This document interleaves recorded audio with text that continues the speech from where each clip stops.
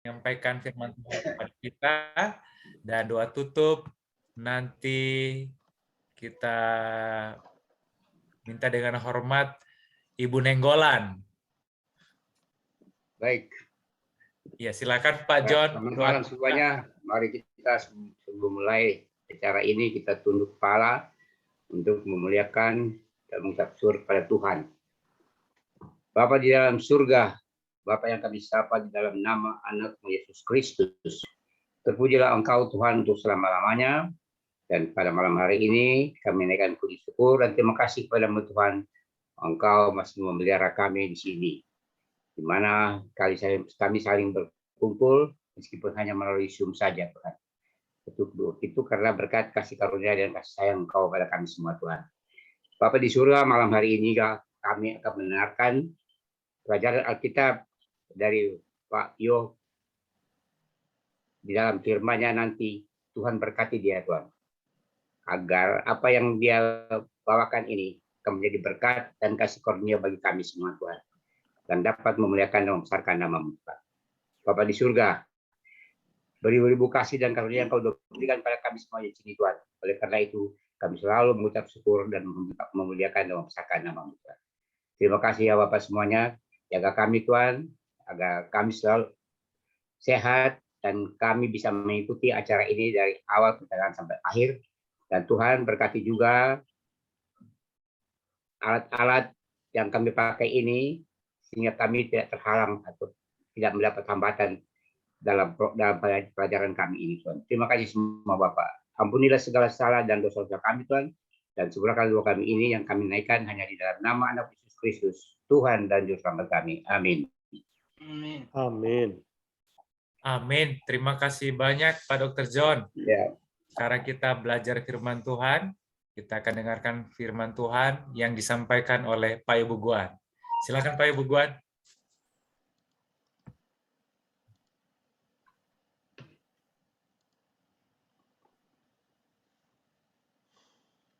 Suaranya masih belum di-on kan? Oh ya, oke. Saudara sekalian, puji Tuhan kita bisa bertemu kembali dalam pelajaran Alkitab malam ini. Dan hari ini kita akan belajar sebuah tema yang menyangkut kita semua, yaitu kesusahan dan penderitaan. Dan saya ingin ucapkan terima kasih kepada Ibu Bumi atas telah memberi inspirasi sama saya. Sebab dia kirim lagu It Is Well, lagu yang diciptakan oleh orang yang sedang menderita. Baik, jadi mari dalam rangka belajar perumpamaan dan mujizat, sekarang kita akan belajar mujizat yang dilakukan oleh Yesus, dan kita akan belajar Yohanes 9, dan kita akan fokus. Kemarin kita belajar tentang maksud Yesus mengadakan mujizat ini pada hari Sabat. Hari ini kita fokus apa maksud Tuhan di balik semua penderitaan kita. Baik, kita akan belajar setengah jam. Izinkan saya untuk share screen saya. Dan mari saudara ikuti ya pelajaran ini. Baik, judul pelajaran kita adalah ya Yesus menyembuhkan orang buta sejak lahir ya. Maksud Tuhan di balik penderitaan dan kepahitan hidup. Ya, kita mulai dengan pertanyaan ini. Pertanyaan kita semua ya. Dunia ini penuh dengan penderitaan. Seringkali orang benar juga menderita. Ya, orang Kristen juga. Pertanyaannya mengapa? Nah, saudara sekalian, untuk menjawab pertanyaan itu, saya bagi pelajaran hari ini dalam 3 bagian, yaitu pendapat umum tentang penderitaan. Yang kedua, kita mau mencari jawaban di Alkitab. Dan yang ketiga, kita ambil aplikasi buat hidup kita. Nah, pelajaran kita fokusnya akan di Yohanes 9. Jadi saudara boleh perdalam Yohanes 9 sendiri, supaya lebih memahami secara langsung ya. Baik, latar belakang kepercayaan umum tentang penderitaan. Di dalam Yohanes 9, Yesus bertemu dengan seorang yang buta sejak lahir. Dan waktu bertemu dengan orang yang malang ini, murid-muridnya mengajukan sebuah pertanyaan yang kita juga ingin tahu ya, pertanyaan banyak orang ya, kenapa sih orang ini malang sekali ya? Mari kita baca Yohanes 9 ayat 2. Murid-muridnya bertanya kepadanya, Rabi, siapakah yang berbuat dosa? Orang ini sendiri atau orang tuanya sehingga ia dilahirkan buta? Jadi pertanyaan mereka ini salah siapa ini sampai dia malang begini? Dan dia bukan hanya buta, miskin, dan dia juga di dalam Yohanes 9 ayat 8 dikatakan dia adalah seorang pengemis. Jadi dia sudah miskin, mengemis, dilahirkan buta, dan dia dituduh orang berdosa. Nah, ini kepercayaan umum ya pada masyarakat waktu itu. Dan ada pendapat umum lain pada masa itu. Mari kita baca, dicatat dalam Lukas 13 ayat 1 dan 2. Pada waktu itu datanglah kepada Yesus beberapa orang membawa kabar tentang orang-orang Galilea yang darahnya dicampurkan Pilatus dengan darah korban yang mereka persembahkan. Jadi mereka itu dihukum mati oleh Pilatus ya. Kemudian Yesus menjawab mereka, sangkamu orang-orang Galilea ini lebih besar dosanya daripada dosa semua orang Galilea yang lain karena mereka mengalami nasib itu? Nah, saudara sekalian, pada masa itu orang miskin dianggap kena kutuk dan berdosa. Orang sakit, cacat dianggap kena kutuk Tuhan. Dan sekarang ada orang yang mengalami musibah dan mereka dihukum oleh Pilatus. Mereka juga menganggap, wah ini dosanya besar ini. Ya, ini adalah orang-orang yang kualat. Tetapi Yesus bertanya, kamu menyangka mereka dosanya lebih banyak? Dan Yesus juga mengangkat sebuah kasus yang lain di dalam Lukas 13:4 ayat 4. Yesus berkata, atau sangkamu ke-18 orang yang mati ditimpa menara dekat Siloam lebih besar kesalahannya daripada kesalahan semua orang lain yang diam di Yerusalem? Pada masa itu rupanya ada sebuah kecelakaan ya. 18 orang mati tertimpa oleh menara Siloam. Jadi Yesus orang berpikir bahwa wah ini kalau orang mati dengan kena musibah ini pasti ada dosanya. Tetapi Yesus menjawab apa tentang pendapat umum ini? Lukas 5:13 ayat 5 Yesus berkata, tidak, kataku kepadamu, tetapi jikalau kamu tidak bertobat, kamu semua akan binasa atas cara yang demikian. Jadi Yesus mengatakan tidak berhubungan itu antara musibah dan soal dosa, kutukan Tuhan ya. Jadi Yesus sendiri yang menjawab, tidak. Nah, saudara sekalian, pada zaman ini bukankah mirip ya pendapat itu? Satu kali saya bertemu dengan seorang yang percaya bahwa kalau seseorang punya gereja yang besar, gereja itu pasti benar. Kalau dia punya mobil yang bagus-bagus, ya kaya raya, dia pasti diberkati Tuhan. Kalau dia miskin, pasti dikutuk Tuhan. Saudara sekalian, rupanya dunia sudah maju 2000 tahunan, tetapi pendapatnya sama juga.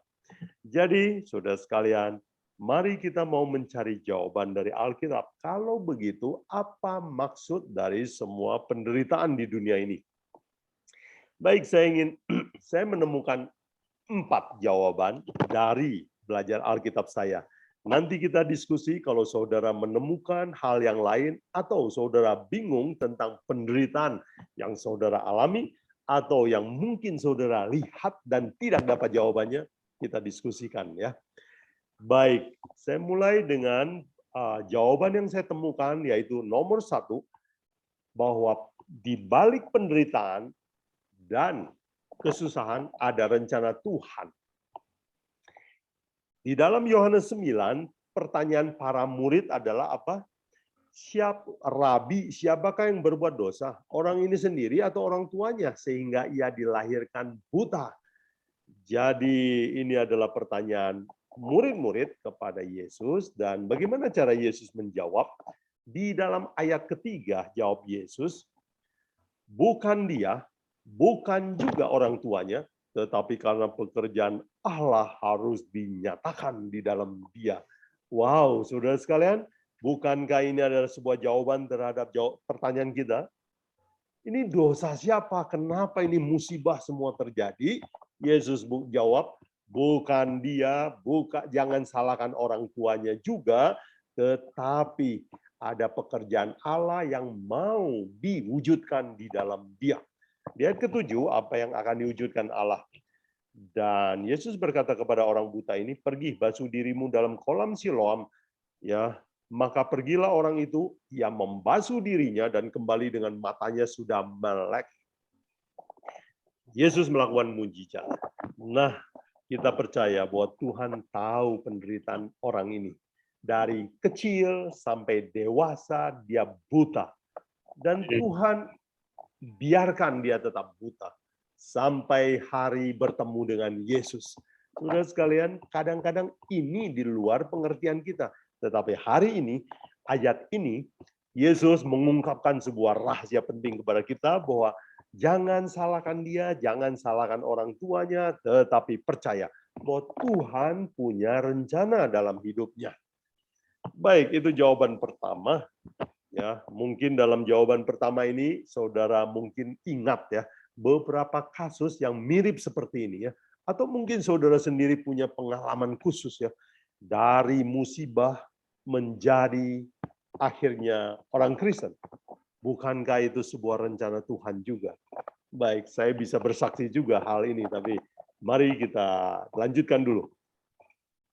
Baik, yang kedua yang saya temukan di Alkitab adalah mengapa ada kesusahan dan penderitaan?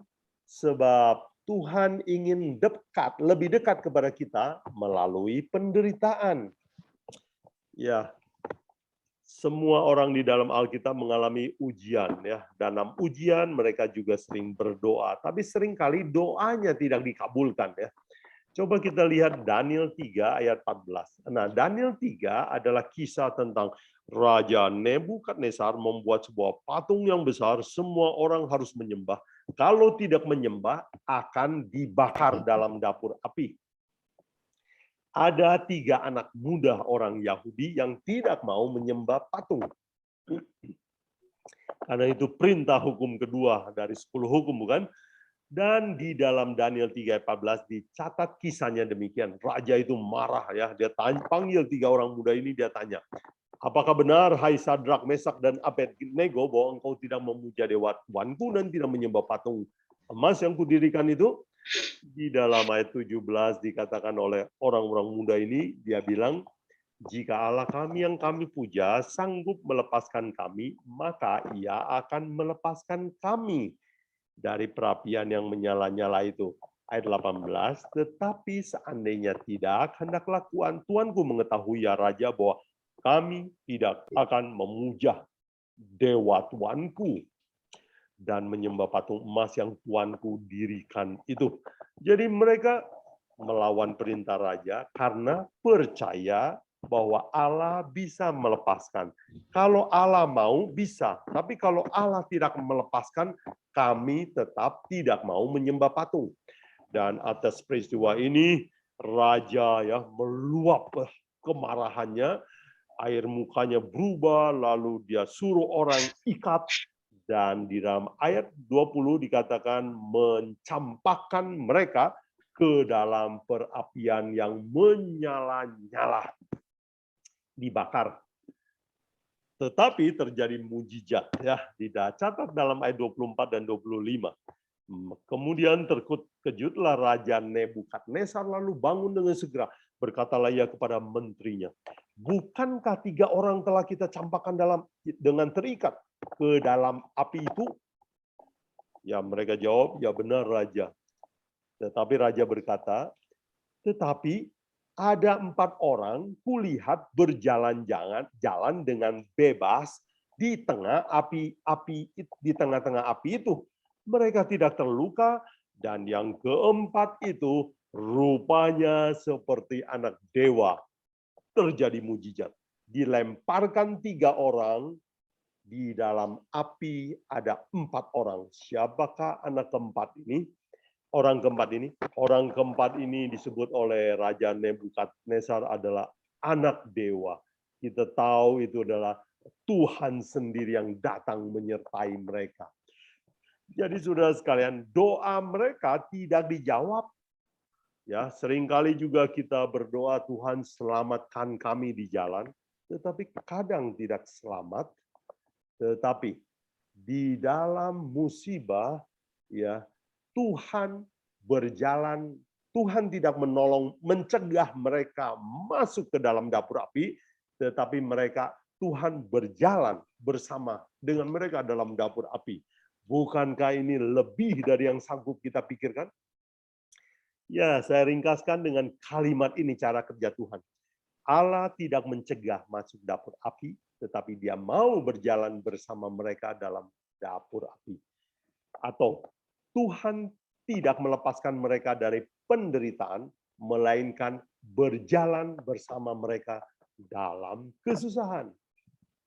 Jadi Tuhan mau lebih dekat saat kita menderita. Banyak ayat untuk itu. Saya kutip misalnya beberapa ayat di dalam Mazmur ya. Mazmur 34 ayat 18 dan 19 contohnya ya. Tuhan itu dekat kepada orang yang patah hati dan menyelamatkan orang yang remuk hatinya ya. Kemalangan orang benar banyak, tetapi Tuhan melepaskan dia dari semuanya itu. Kemudian Mazmur 145 ayat 18 dikatakan, Tuhan dekat kepada setiap orang yang berseru kepadanya. Nah, saudara sekalian, mau tidak mau kita harus mengakui bahwa di dalam kesusahan seringkali kita berdoa lebih banyak. Dan kita bisa merasakan Tuhan benar-benar lebih dekat pada saat kita menderita. Jadi, apa maksud Tuhan di balik semua penderitaan ini? Tuhan mau lebih dekat sama kita.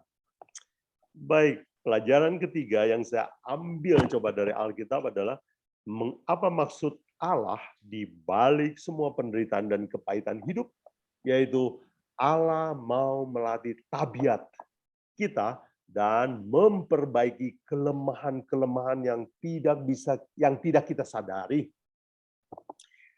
Coba kita lihat ya, kalau kita bicara rasul itu adalah orang yang tiap hari bersama Yesus, dididik oleh Yesus. Kalau pakai cara pandang dunia, wah ini orang yang diberkati Tuhan, bukan akan dilindungi Tuhan. Tetapi mari kita lihat catatan Alkitab, bagaimana nasib Petrus waktu tua. Di dalam Yohanes 21 dicatat tentang ramalan Yesus, nubuatan Yesus tentang nasib Petrus kalau udah tua ya.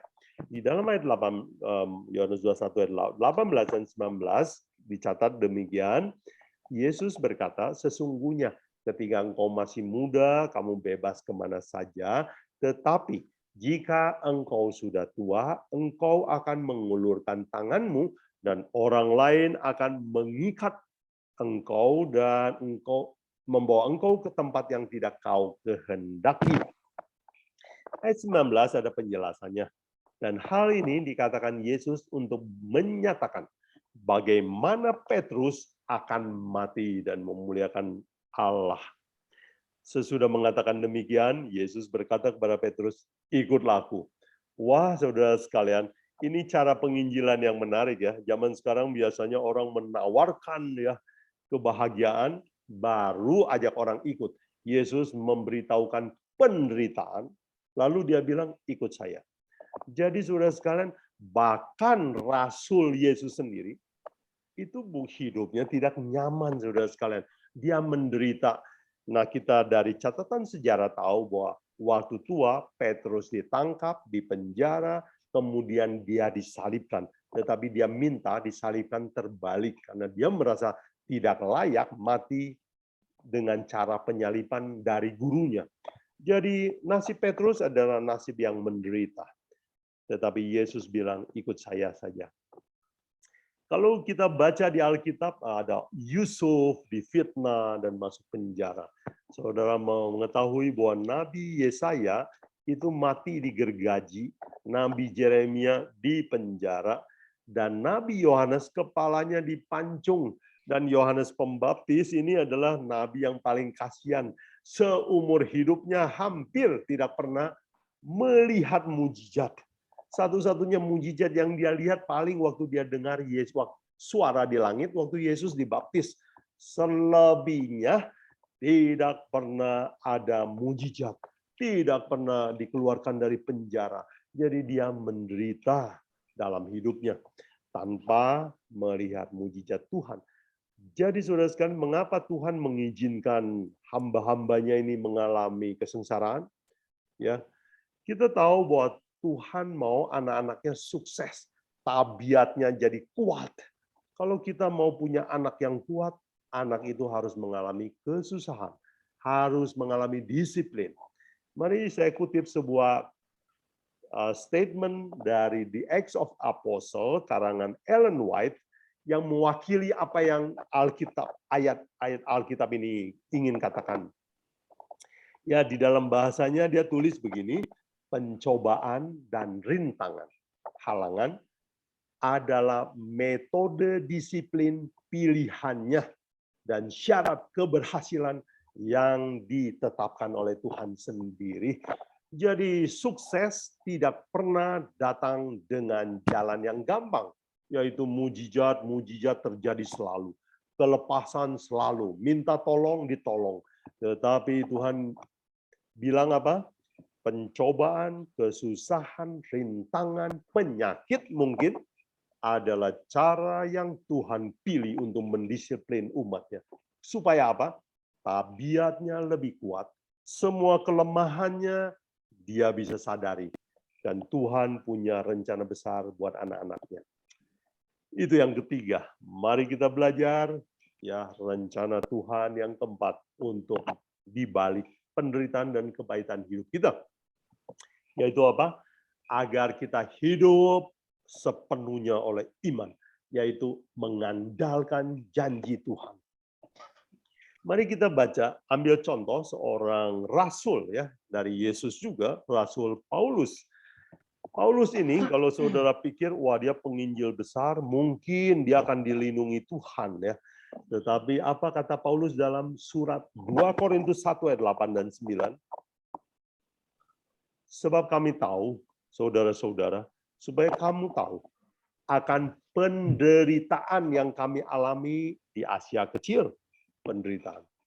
Beban yang ditanggungkan atas kami adalah begitu besar dan begitu berat, sehingga kami telah putus asa juga akan hidup kami. Bahkan kami merasa seolah-olah kami telah dijatuhi hukuman mati. Tetapi hal itu terjadi supaya kami jangan menaruh percaya pada diri kami sendiri, tetapi hanya kepada Allah yang membangkitkan orang mati. Wow, saudara sekalian, ini ayat mengubah hidup saya. Kenapa? Cara pandang saya bahwa orang di dekat sama Tuhan itu pasti jalannya mulus. Ayat ini mengubah hidup saya. Paulus, penginjil besar, rasul yang bekerja paling keras, juga sangat menderita. Apa saja penderitaannya? Di dalam 2 Korintus 11, Paulus menulis begini, 5 kali aku disesa orang Yahudi, ya, 3 kali aku didera, 1 kali dilempari batu, 3 kali mengalami kapal karam, sehari semalam aku terkatung-katung di tengah laut. Dalam perjalananku aku sering diancam bahaya banjir, bahaya penyamun, bahaya dari pihak orang Yahudi, juga dari pihak bukan Yahudi. Bahaya di kota, bahaya di padang gurun, bahaya di laut, bahaya dari pihak-pihak saudara palsu. Aku banyak berjerih lelah dan bekerja berat. Kerap kali aku tidak tidur. Oh, sulit tidur ya, saudara sekalian. Jadi kalau kita ada gangguan tidur, ya bekerja terlalu keras, kita tidak sendirian bukan? Paulus bilang, kerap kali aku tidak tidur, aku lapar, dahaga. Kerap kali aku berpuasa, kedinginan, tanpa pakaian. Dan dengan tidak menyebut banyak hal lain, lagi, urusanku sehari-hari yaitu memelihara seluruh jemaat-jemaat. Saudara sekalian, menurut saudara, apakah rasul ini hidupnya enak atau menderita? Ya, Menderita. kita bisa simpulkan sangat menderita. Jadi saudara sekalian, ini ayat mengubah pikiran saya. Ya, baik. Jadi apa yang Paulus alami itu dia berkata bahwa saya belajar hidup oleh iman saja. Bukan oleh pikiran saya, pendapat masyarakat saya.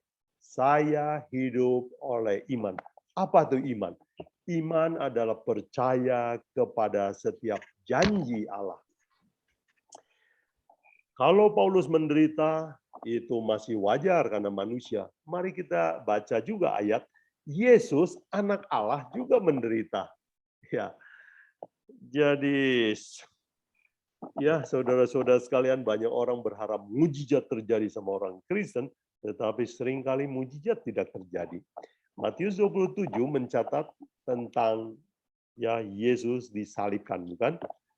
Rakyat seluruh Yahudi berteriak, salibkan dia, biarlah darahnya ditanggungkan atas kami dan atas anak-anak kami. Dan kalimat ini ya akhirnya tergenapi ya. Oke, dan Yesus waktu disalib, bukan cuma disalib, saudara tahu kan disalib itu sakit dan menderita, bukan hanya disakiti badannya, itu hatinya juga sakit ya, diejek oleh semua orang. Di dalam Matius 27, 39, 41, 44, saya mencatat bahwa Alkitab mencatat hampir setiap kelompok manusia mengejek Yesus ya. Orang-orang yang lewat, di ayat 39, menghujat dia. Imam kepala, ahli Taurat, tua-tua, mengolok dia. Jadi orang di jalan mengejek Yesus, guru-guru agama dan pemimpin gereja menghina Yesus. Bahkan di ayat 44 dikatakan, penyamun-penyamun yang disalibkan bersama-sama dia juga apa? Mencelanya. Jadi orang baik, orang jahat, pangkatnya tinggi, pangkatnya rendah, semuanya mengejek Yesus. Bahkan waktu Yesus mati, apakah terjadi mujizat? Tidak ada. Tidak terjadi mujizat. Di dalam Alkitab dicatat Matius 27 ayat 46, waktu Yesus mau mati, ya kira-kira jam 3, berserulah Yesus dengan suara nyaring. Eli, Eli, lama sabachthani, artinya, Allahku, Allahku, mengapa engkau meninggalkan aku? Saudara sekalian, coba renungkan kalimat ini. Seorang anak Allah datang dari langit dengan Bapaknya itu terpisah oleh karena dosa manusia, dan waktu di dalam kengerian menghadapi kematian, tidak terjadi mujizat sama sekali. Tanpa pertolongan, Yesus mati dalam kesendiriannya. Nah, saudara sekalian, apa pelajaran ini semua? Mengapa Yesus dibiarkan mati tanpa mujizat? Atau Paulus dibiarkan menderita tanpa pertolongan? Di dalam Lukas 22 ayat 42, Yesus waktu berdoa di Taman Getsemani, Yesus berkata, Bapa, jika engkau mau, ambil cawan ini, penderitaan ini supaya jangan terjadi. Tetapi Yesus menerima bahwa Bapaknya menentukan supaya dia menderita di dunia. Nah, di dalam Matius 16 ayat 21, Yesus menyatakan kepada muridnya bahwa dia akan menanggung banyak penderitaan daripada pihak tua-tua, imam-imam kepala, ahli Taurat, lalu dibunuh dan akan dibangkitkan pada hari ketiga. Yesus mengatakan, saya datang ke dunia ini untuk tujuan ini, ya, mati dan akan bangkit lagi. Nah, saudara mungkin berpikir, oh enak dong, dijanjikan dibangkitkan. Tetapi harus melalui kematian, itulah sebuah ujian iman, saudara sekalian. Ya, kalau sukses kita mau, tetapi untuk sukses kita harus sengsara dulu. Banyak orang tidak mau, tidak bersedia untuk itu ya. Jadi mengapa Yesus mengapa Yesus menderita tanpa pertolongan? Karena Yesus memberi teladan kepada kita, yaitu hidup oleh iman. Ya, sepenuhnya. Jadi, saudara sekalian, apa itu hidup oleh iman? Izinkan saya kasih sebuah ilustrasi yang sederhana. Iman itu, hidup oleh iman adalah seperti seorang pilot yang terbang hanya dengan instrumen. Matanya terhalang oleh kabut, nggak bisa lihat dengan jelas. Jadi dia hanya bekerja menurut petunjuk dari mesin. Itulah iman. Iman adalah ketika kita tidak bisa melihat rencana masa depan. Pikiran kita tidak cukup cerdas untuk mengerti kenapa penderitaan ini terjadi.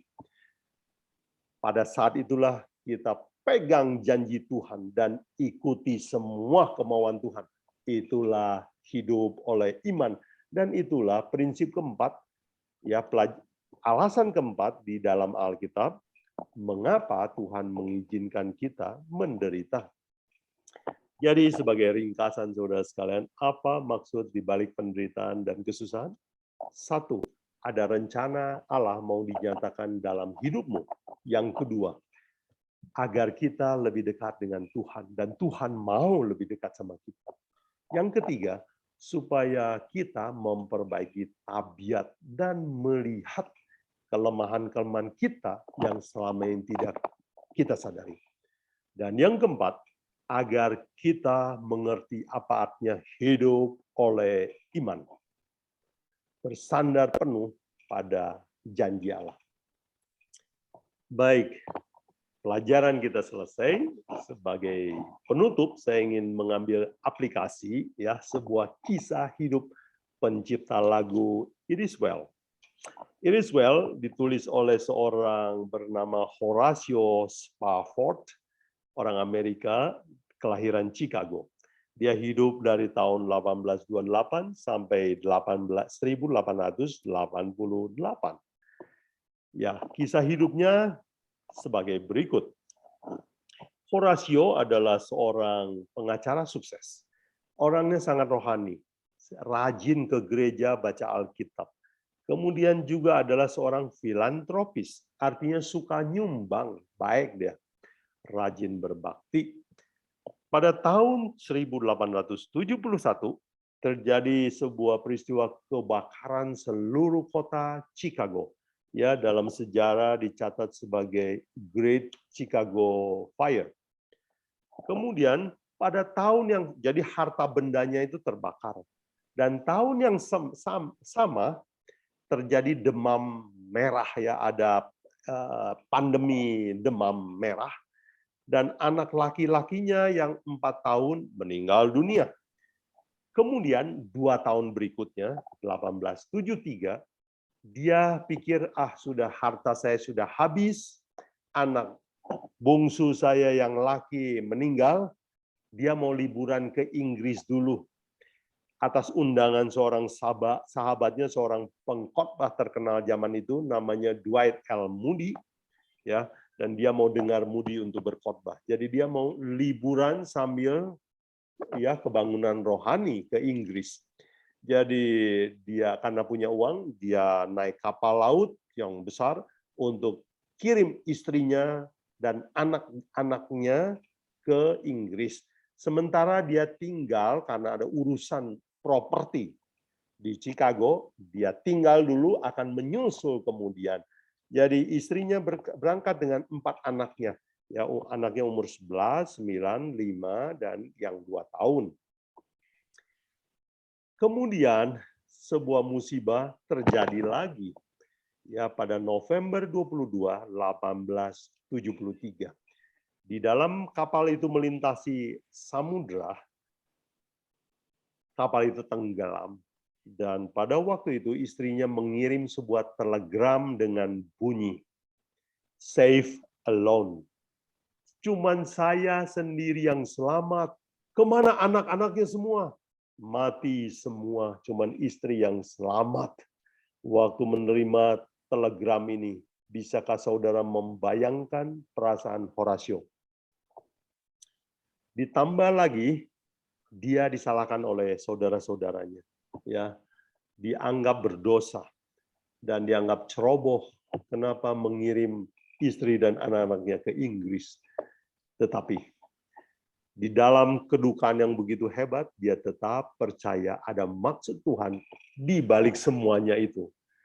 Ya, sambil berlindangan air mata, dia naik kapal, pergi menyusul istrinya ke Inggris. Di atas kapal laut inilah ketika melintasi tempat di mana kapal itu tenggelam, muncul sebuah inspirasi untuk menulis lagu. Dan lagu itu adalah It Is Well.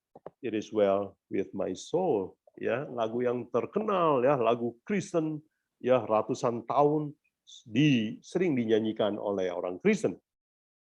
Dalam bahasa Indonesia diterjemahkan lagunya, baiklah, baiklah bagiku.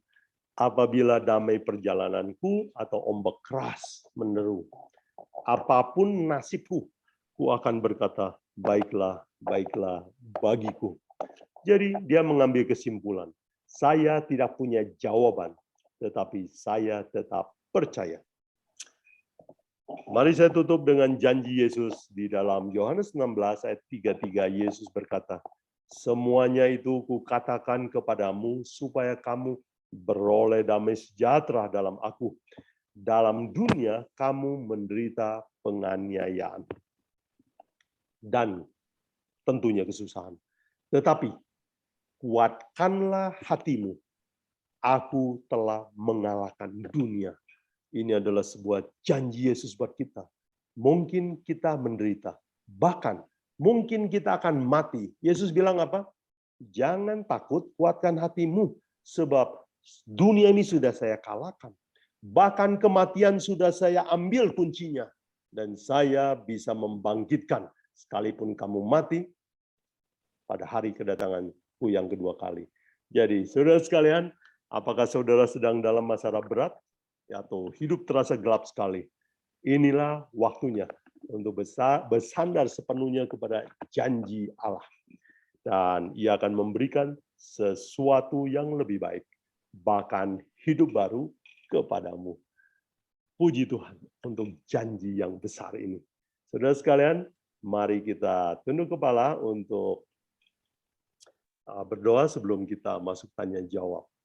Bapa dalam surga, beribu-ribu terima kasih untuk kebaikan Tuhan menyediakan kitab suci, supaya kami bisa mengerti kesusahan-kesusahan yang terjadi di dunia ini, supaya hati kami dikuatkan, dan kami belajar melatih iman kami. Percaya bahwa Tuhan punya rencana yang terbaik. Bahkan, jikalau kami menderita, bahkan mengalami kematian, Tuhan menjanjikan kehidupan baru. Terima kasih untuk janji besar ini, berikan kami iman untuk percaya. Kiranya Tuhan memberkati semua pendengar, peserta yang merindukan firman Tuhan. Engkau berjanji bahwa semua orang yang meminta akan mendapat, yang merindukan akan Tuhan bukakan. Dan Tuhan bantu kami selamat tanya jawab. Roh Kudus kiranya menuntun kami. Diberkati semua pendengar yang mungkin tidak hadir karena gangguan atau penderitaan mereka. Tuhan kiranya meringankan penderitaan mereka. Kami menyerahkan hidup kami kepadamu dalam nama Yesus Juru Selamat kami berdoa. Amin. Terima kasih saudara sekalian. Kembali kepada Pendeta Tawaris. Iya. Terima kasih Pak Ibu Guan. Terima kasih banyak. Ya, bagi saudara-saudara yang mau bertanya, silakan bertanya langsung ke Pak Ibu Guan.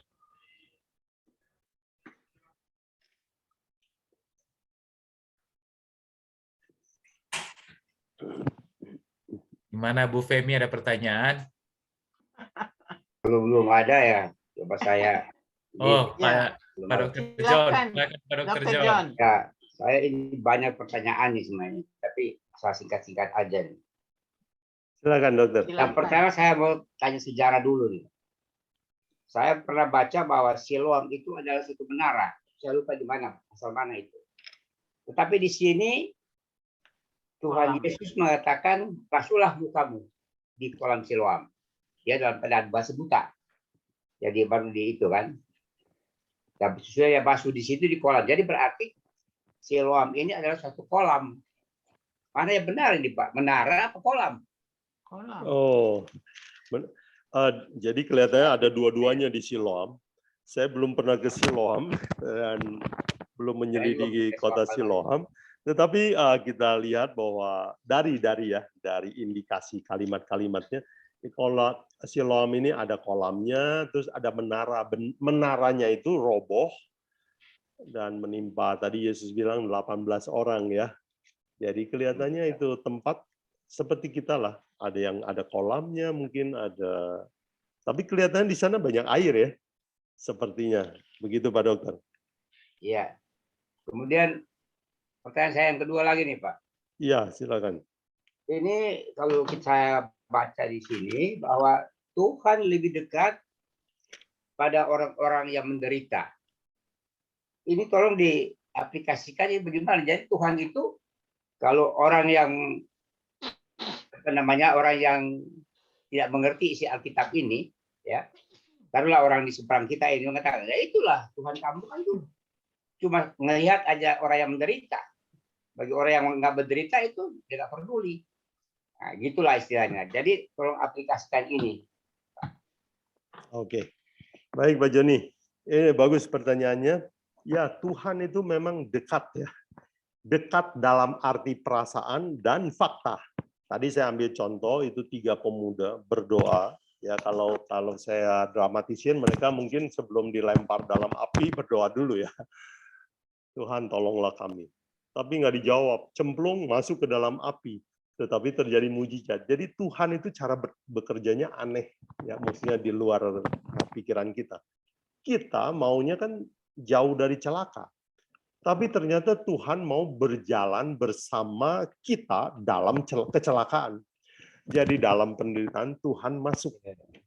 Nah cerita itu saya ambil pelajarannya begitu. Dan kebetulan di Mazmur juga bilang begitu ya. Tuhan dekat sama orang yang menderita. Jadi Tuhan itu seperti ayah kalau anaknya sakit, terus aduh nggak enak mau kerja ini. Ya, sudahlah di rumah aja. Hari ini aku nggak kerja demi anakku. Jadi begitulah tuh hati Tuhan kita.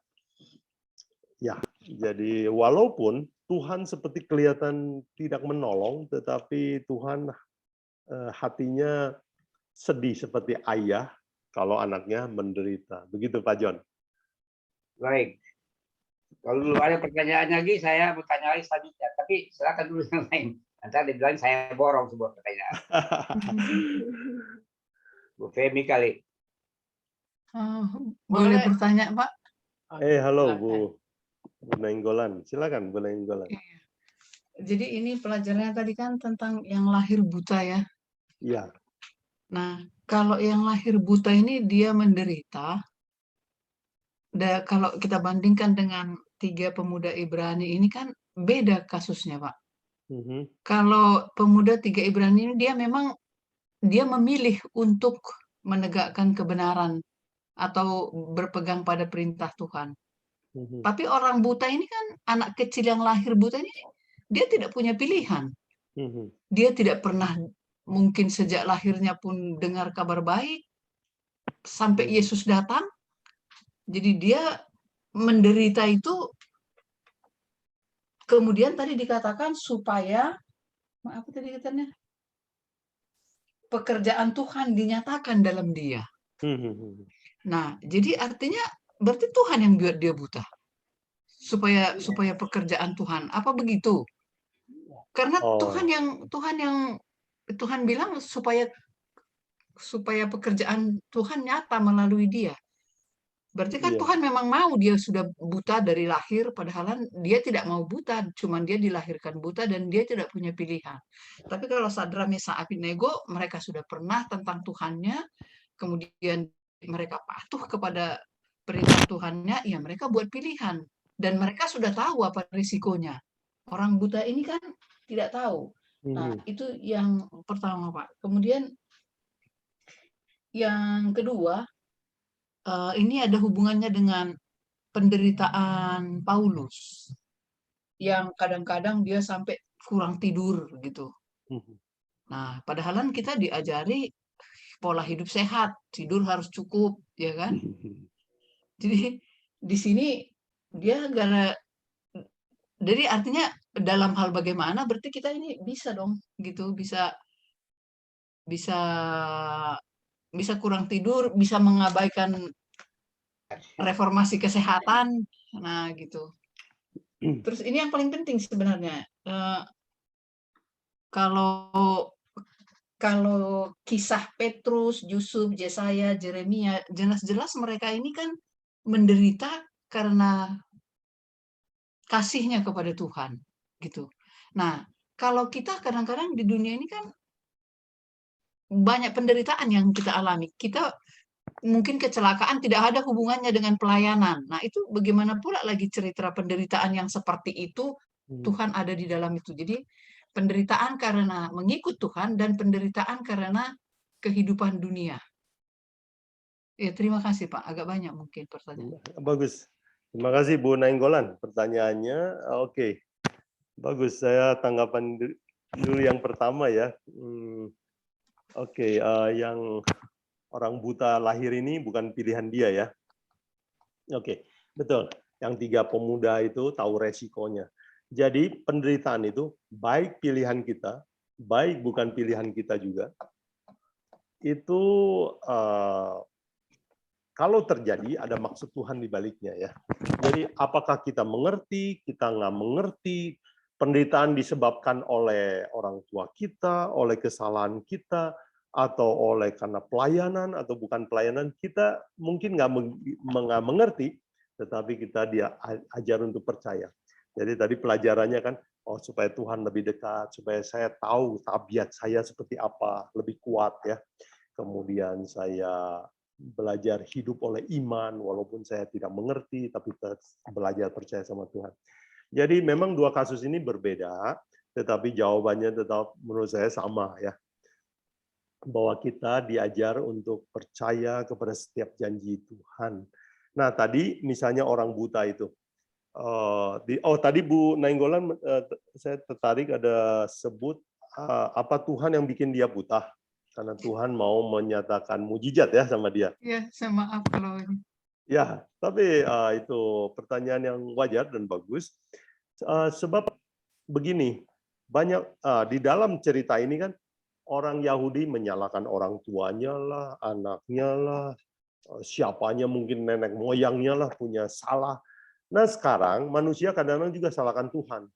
Nah kalau Tuhan bilang bukan salah orang tuanya, bukan anaknya, Tuhan juga kira-kira mau bilang begini juga sama kita, jangan salahkan Tuhan juga. Jadi seringkali ya Tuhan ini di-blame oleh kita karena kita nggak punya jawaban lagi. Oh berarti Tuhan mungkin sengaja buat dia buta. Nah dari Yohanes 9, kita tahu Tuhan tidak berencana bikin dia buta. Tuhan juga bukan orang tuanya yang berdosa sampai anak ini buta.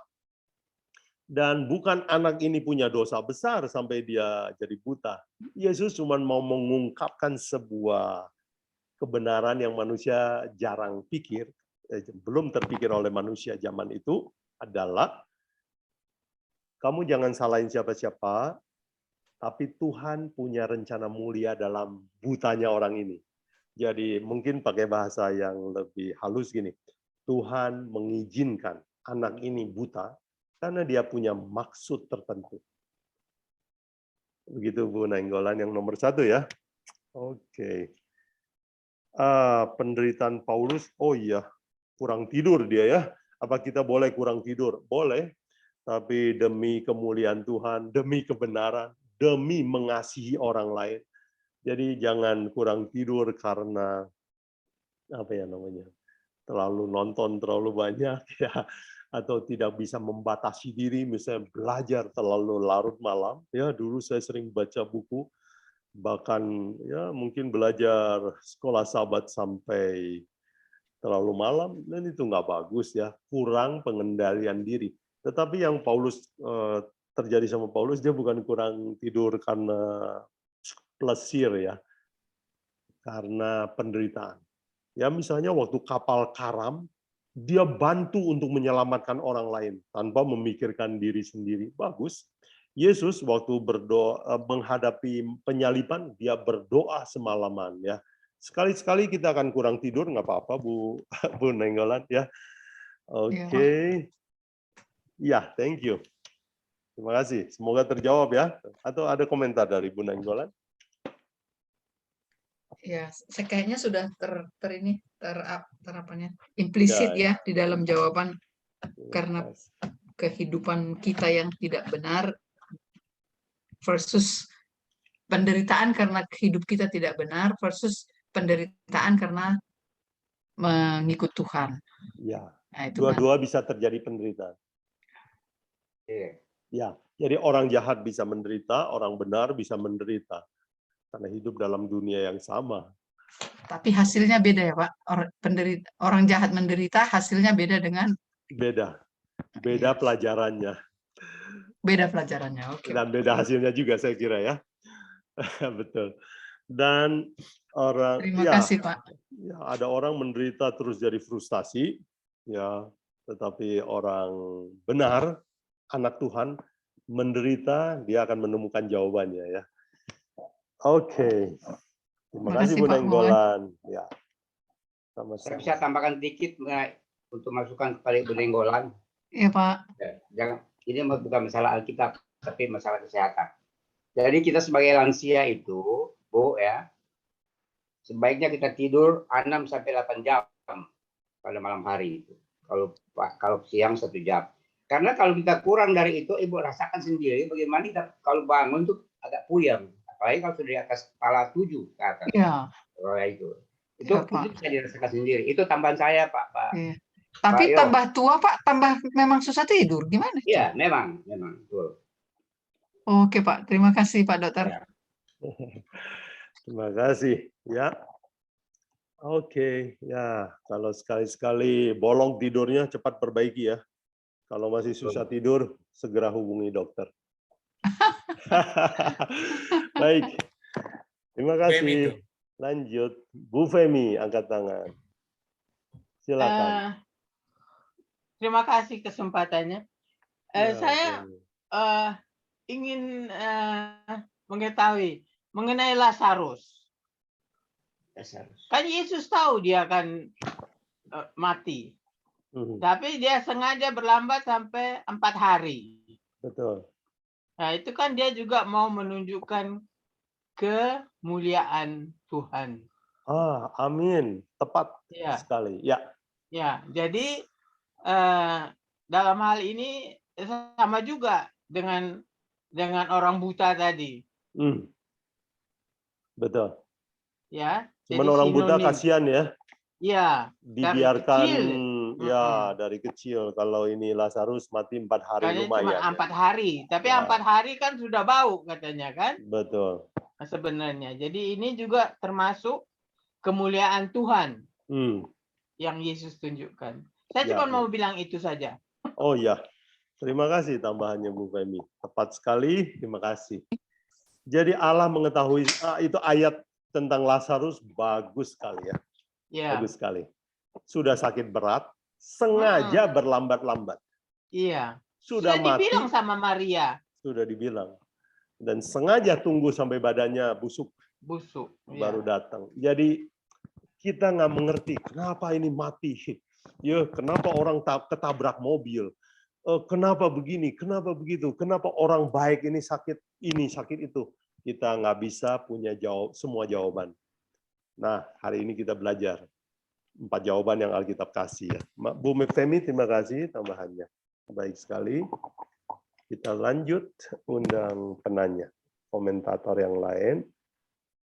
Ada pertanyaan di chat? Ada, Pak.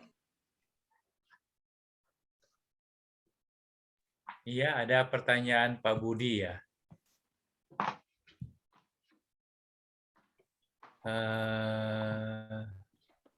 Yang pertama ya, apakah ada kaitannya antara penderitaan dan hukum tabur tuai? Karena ada sebagian pandangan yang mengatakan bahwa apa yang kita alami mungkin juga akibat apa yang sudah kita tabur di masa lalu.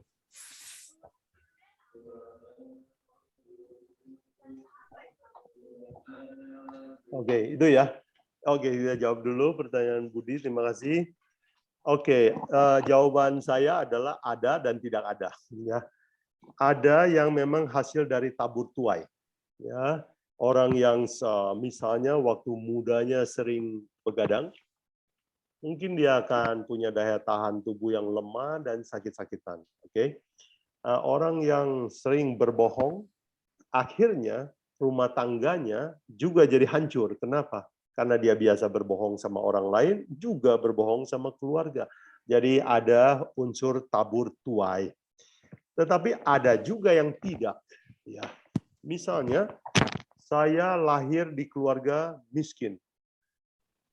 Dan itu bukan pilihan saya nggak salah apa-apa. Begitu lahir, ayah saya adalah seorang pemabok.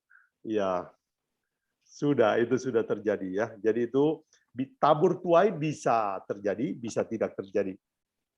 Nah, Pak Budi, malam ini kita belajar bahwa apakah itu karena tabur tuai, karena akibat perbuatan kita, atau akibat perbuatan orang lain. Mari kita belajar 4 pelajaran pada malam hari ini ya. Tuhan memperbaiki tabiat saya. Ya, suatu hari setelah saya menjadi besar, ayah saya minta maaf sama saya. Dia bilang, orang tua saya bilang begini sama saya, maaf, kami bukan orang tua yang baik ya. Kami tidak bisa memberikan kamu banyak uang yang cukup untuk sekolah. Kami bukan orang tua yang baik karena kami miskin dan tidak pandai cari uang. Apa jawaban saya sama orang tua saya? Enggak apa-apa, Pak, Ma. Terima kasih saya lahir di keluarga miskin supaya saya jadi belajar berjuang. Dan saya bersyukur kepada Tuhan untuk semua penderitaan yang dialami oleh keluarga saya. Jadi akhirnya saya temukan jawabannya setelah saya jadi orang Kristen. Jadi saya nggak marah sama orang tua saya. Nggak ada yang perlu kita sesali. Jadi begitu Pak Budi ya. Jadi jawabannya ada yang akibat kita, ada yang bukan karena akibat kita. Tetapi apapun itu, mari kita belajar. Terima kasih ya Pak Budi. Belajar dari penderitaan. Thank you. Ada lagi dari chat ya. Ya. Dari Panjaitan, S. Panjaitan. Apakah itu berarti lebih baik kita hidup menderita dari bahagia? Karena khotbah Yesus di atas bukit sangat mengagungkan kebahagiaan. Bahagia dong. Apa lebih baik kita hidup menderita dari menderita Dari bahagia dong. Oh dari iya. bahagia. Karena khotbah Yesus sangat mengagungkan kebahagiaan. Oh iya, kita mau bahagia dan memang lebih enak hidup bahagia. Nah, tetapi di dunia ini kan banyak penderitaan. Bagaimana supaya bisa bahagia di dalam penderitaan? Nah, malam ini pelajaran kita begitu ya. Bagaimana Paulus ini tetap bahagia? Kurang tidur ya. Dipukul, tetap gembira, tetap percaya sama Tuhan. Oh iya, Paulus ini menarik sekali ya. Di dalam buku Filipi dia bilang apa? Filipi itu buku ditulis dari penjara. Dan di dalam penjara dia menguatkan anggota di Filipi, dia bilang bersukacitalah. Sekali lagi ku katakan bersukacitalah. Hebat ini orangnya. Dia di penjara, saya yang disuruh bersukacita. Jadi Paulus itu adalah orang yang berbahagia di dalam penderitaan. Ini adalah rahasia terbesar yang Alkitab mau ajarkan sama kita kan.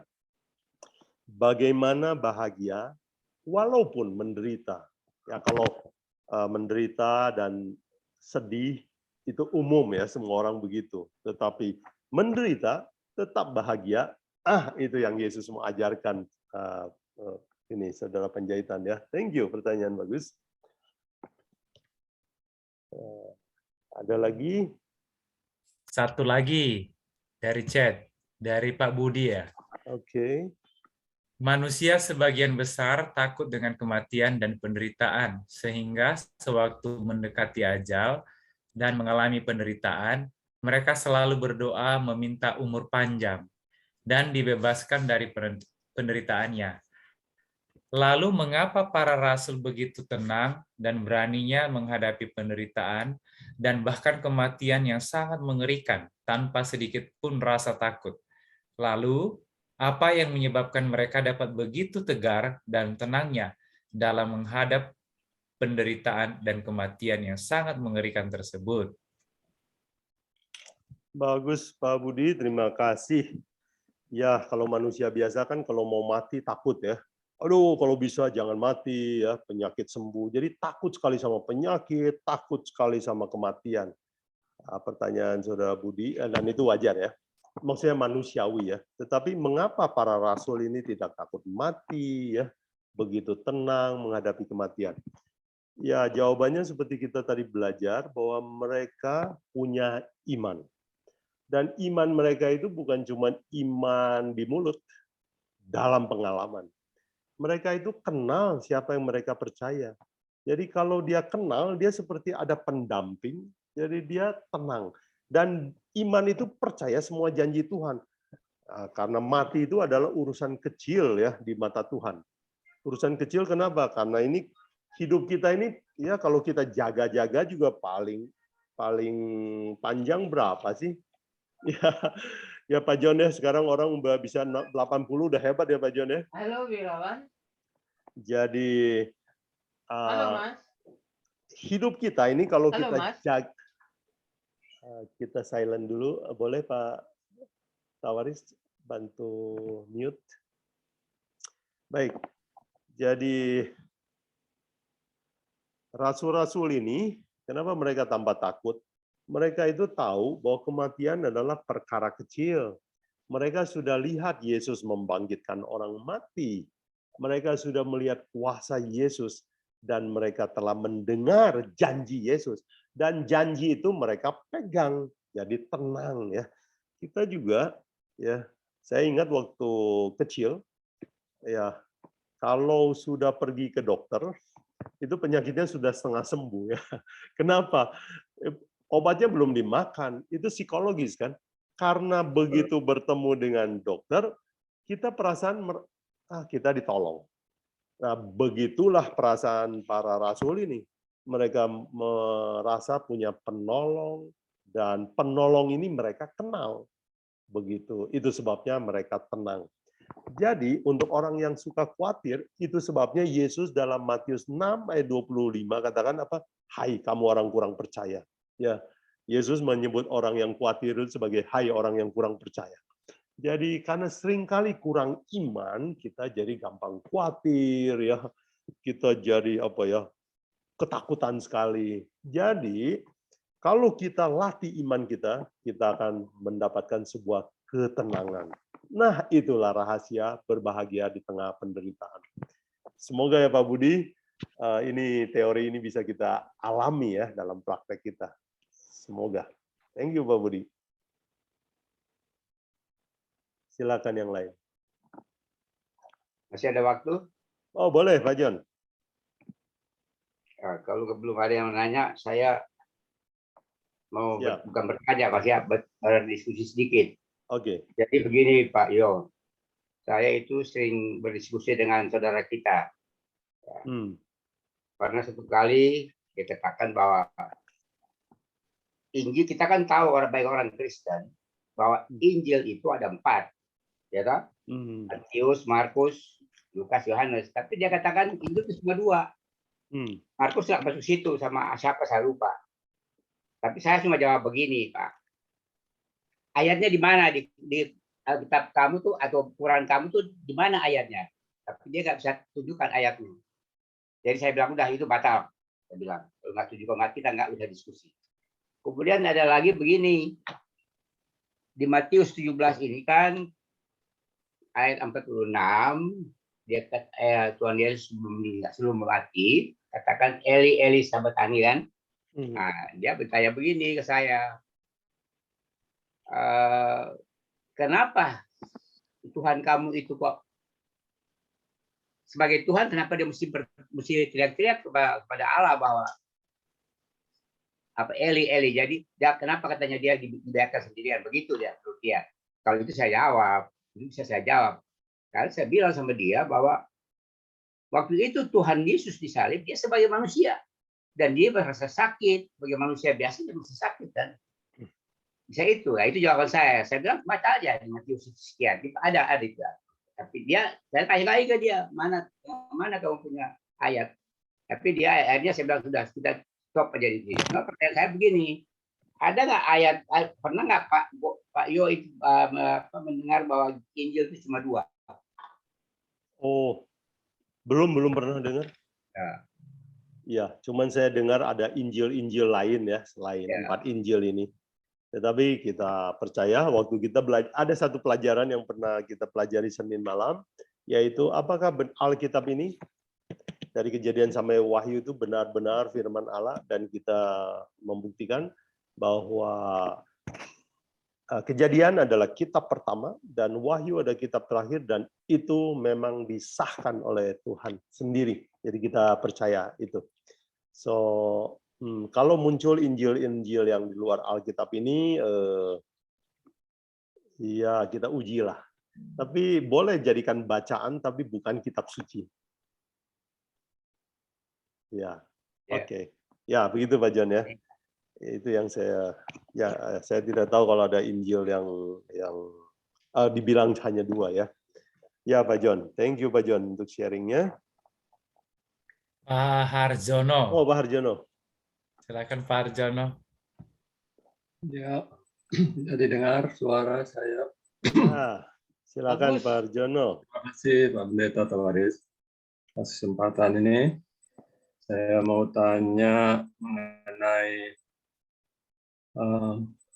Tuhan membiarkan ya segala sesuatu yang terjadi kepada umat-umatnya yang setia, segala macam penderitaan terjadi. Karena Tuhan mempunyai maksud, ya, yang tadi sudah kita dengar apa maksud-maksud dan rencana Tuhan kepada tentunya masing-masing yang mengalami penderitaan itu. Nah, saya mau bertanya, orang-orang yang tidak menurut kepada Tuhan, yang bahkan orang yang ateis, ya, orang yang menghina Tuhan, ya, hidupnya begitu makmur, bahagia dalam penglihatan kita, ya, manusia, ya, mereka enjoy life lah, berbahagialah. Nah, ini. Nah, kira-kira maksud Tuhan membiarkan mereka, apakah ada maksud tertentu yang boleh menjadi pelajaran pada kita? Kadangkala mereka itu yang tidak mengenal Tuhan, ya, yang menolak Tuhan, bahkan mereka juga menjadi penyebab daripada penderitaan-penderitaan dari umat-umat yang percaya kepada Tuhan. Itu saja, mohon penjelasan. Halo Pak. Ya, terima kasih Pak Harjono, pertanyaan bagus. Oke. Ya, apa maksud Tuhan kasih orang yang tidak percaya Tuhan itu hidup senang ya? Ya, memang kita lagi belajar tentang menderita, tapi memang kita pengen tahu juga kok orang jahat, koruptor kok hidupnya enak. Kalau di penjara dia malah tinggal di ruangan yang ber-AC malah. Dengan uang hasil korupsi malah bisa menyogok orang di penjara ya. Oke, saya teringat sebuah ayat Pak Harjono. Saya mungkin belum punya jawaban yang terlalu bagus ya. Tetapi saya ingat khotbah Paulus di Athena ya, di Kisah Para Rasul 17. Paulus bilang begini, Tuhan menurunkan hujan, memberikan semua berkat supaya apa? Supaya mudah-mudahan manusia itu menemukan Allah. Jadi hidup yang senang Tuhan berikan kepada orang tidak percaya juga. Supaya mudah-mudahan mereka mengerti dan mencari Allah juga. Dan kita lihat cerita itu juga pada Raja Nebukadnezar. Nebukadnezar kan penyembah dewa, tetapi dikasih kekayaan luar biasa ya. Bikin patung itu setinggi, kalau saya hitung kira-kira gedung 7 lantai. Emas gedung 7 lantai. Wah, lebih kaya dari kantor, dari General Conference ya, yang sudah bekerja buat Tuhan. Tetapi, kenapa Tuhan lakukan itu? Tuhan mengasihi Nebukadnezar. Dan kita tahu, Nebukadnezar yang diberkati Tuhan ini nggak tahu terima kasih. Dikirimlah orang-orang Yahudi ke sana untuk kasih pelajaran sama dia, untuk kasih kesaksian bahwa inilah umatku. Tetapi nggak ngerti juga, akhirnya sama Tuhan di dalam cerita Daniel 4 ya, dibikin sakit syaraf ya, sakit jiwa ya, akhirnya gila. Setelah gila, baru dia merendahkan hati, baru bertobat. Ternyata Tuhan mengasihi, dan dari cerita ini kita tahu, oh Tuhan tuh pengen sekali raja yang kaya ini bertobat. Ya, jadi saya ingat, dan jawabannya barangkali ya yang saya bisa ingat sekarang adalah khotbah Paulus di Athena. Ya, Tuhan berbuat baik supaya mudah-mudahan setiap orang mencari dan menemukan Dia. Bagaimana Pak Arjono? Saya rasa iya begitu, Ya, Pak Bagwan.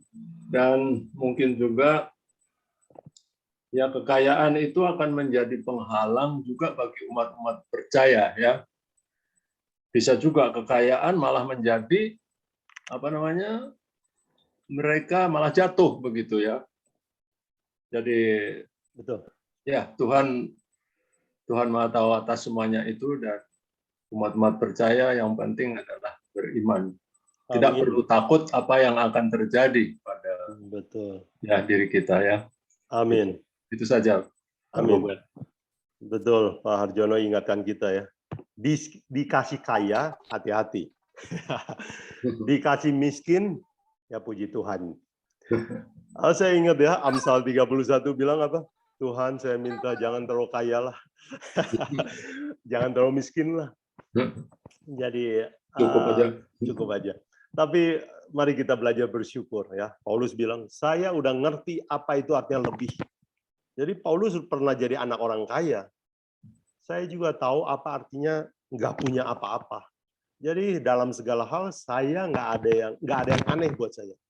Tetapi dia bilang segala perkara dapat kutanggung di dalam Yesus Kristus yang memberi kekuatan kepadaku. Jadi untuk jadi kaya perlu Yesus supaya jangan jatuh. Untuk bahagia di dalam miskin tetap perlu Yesus juga. Begitu. Terima kasih Pak Arjono. Amin. Dan itu yang Pak Budi tanyakan tadi ya. Kok bisa sih bahagia dalam kesusahan? Ini rahasianya. Thank you Pak Arjono. Next. Ibu Kori seperti mau bicara?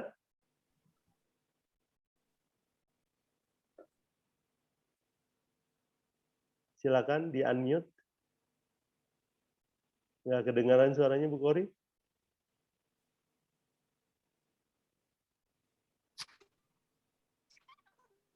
Oh, sudah. Halo? Silakan Bu Kori. Sepertinya ada gangguan seperti minggu lalu. Oh iya, seperti suara burung ya? Iya, Bu Kori. Oke, mungkin out, masuk lagi ya, boleh. Thank you. Ditunggu komentar yang lain. Ada pertanyaan di chat? Iya, ada lagi pertanyaan dari Pak Budi. Silakan. Dalam 2 Korintus 11, Rasul Paulus menjelaskan tentang penderitaan besar yang dialaminya. Tetapi pada 2 Korintus 11 ayat 30, Rasul Paulus mengatakan bahwa jika aku bermegah, maka aku akan bermegah atas kelemahanku. Lalu bagaimana bisa kita bermegah dalam penderitaan kita? Bisa tolong Pak Ibu Guan bantu jelaskan apa yang dimaksud dengan perkataan Rasul Paulus tersebut? Oke, terima kasih. Saya suka pertanyaan ini karena ayat ini ayat kesukaan saya juga. Mari saya buka ya, 2 Korintus 11 ayat 30 ya. Oke. Jika aku harus bermegah, maka aku akan bermegah atas kelemahanku.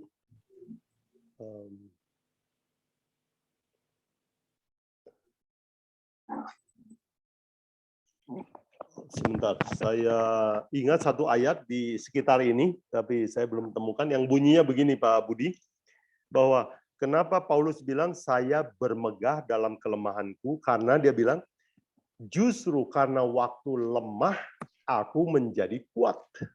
Ya, kalau ada yang menemukan boleh bantu saya ayat itu. Karena justru waktu saya lemah, saya itu dekat sekali sama Kristus, maksud dia. Jadi kekuatan sejati ditemukan kalau kita merasa lemah. Kita tahu kita lemah, sehingga kita mendapatkan obatnya. Ya, kesembuhan kan biasanya kita dapat kalau kita sadar bahwa kita sakit.